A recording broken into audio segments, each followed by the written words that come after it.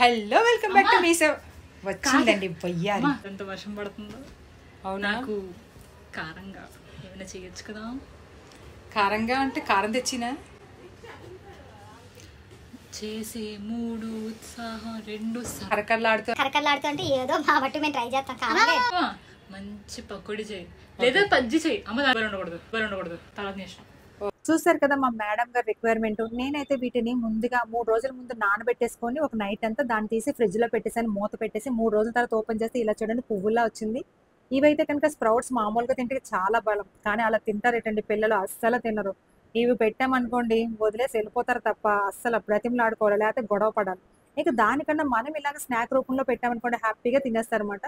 వీటిని అయితే కనుక అలసందలు, కొమ్ము శనగలు, పచ్చి శనగలు, తర్వాత ఏంటంటే కాబూలి శనగ, ఇంకా ఏంటంటే పెసలు, ఇవన్నీ నానబెట్టుకొని ఇలా మొలకలు వచ్చిన తర్వాత చేస్తే చాలా మంచిది మాట అండి. ఇందులో కార్బ్స్, విటమిన్స్ మంచిగా ఉంటాయి అన్నమాట. దీంట్లో కొంచెం పచ్చిమిరపకాయలు, ఎండుమిరపకాయలు, అలాగే అల్లము, కొంచెం ఉప్పు, అలాగే వెల్లుల్లి, జీలకర్ర వేసేసి వీటిని కూడా వేసేసి కొంచెం కచ్చా పచ్చగా మిక్సీలోనే ఆడుకోవాలి, నీళ్లు వేయకూడదు అన్నమాట. మెత్తగా దంచేస్తే అది కరకరలాడదు అన్నమాట.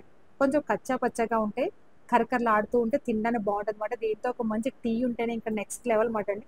వర్షం పడినప్పుడు ఇలాంటి తింటే ఇంకా బాగుంటుంది అనమాట. మా ఫ్రిడ్జ్ లో ఎప్పుడు కూడా స్టోరేజ్ లో ఉంటుంది అనమాట అండి. ఎందుకంటే అప్పటికప్పుడు తయారవుదు కదండి. సో అందుకే నేను అవి నానబెట్టేసుకొని ముంచేసుకుంటాను అనమాట. 3 days అయినా పడుతుందండి మన ఫ్రిడ్జ్ లో పెట్టిన తర్వాత.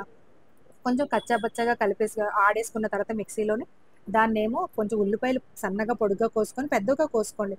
అలాగే దాంట్లోనైతే ఇంకా కొంచెం కావాలంటే పచ్చిమిరకాయలు వేసుకోవచ్చు, లేదంటే కొంచెము కరివేపాకు, అలాగే కొత్తిమీర వేసుకొని దీన్ని అంటే గారెలా వేయకూడదండి, ఓల్డ్ స్టైల్ అయిపోద్ది అనమాట గారెలు అయితే.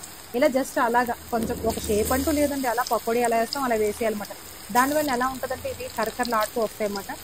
బాగా వేగాలండి, బాగా వేగితే దీని టేస్ట్ నెక్స్ట్ లెవెల్గా ఉంటుంది అనమాట. ఎవరైనా కరకరలాడుతూ తిన్న ఇష్టం ఉండదు, కొంతమందికి మెత్తగా తినడం ఇష్టం, అప్పుడు కొంచెం మధ్యలో తీసేసుకోవచ్చు, మీడియంలో తీసేసుకోవచ్చు అనమాట. వీటిని అయితే కనుక నా కూతురికి వేసేటప్పుడు చూపించండి, అబ్బా వీటితో వేసావా అబ్బా అని అంటదన్నమాట. తిందమాట అండి ఎలాంటి. అందుకే వేసేసిన తర్వాత చూపిస్తాను అనమాట టేస్ట్ ఎలాగుందో అనేసి. తన నోటితో మీరే చూడండి ఒకసారి ఏం చెప్పిందో. బాగుంది.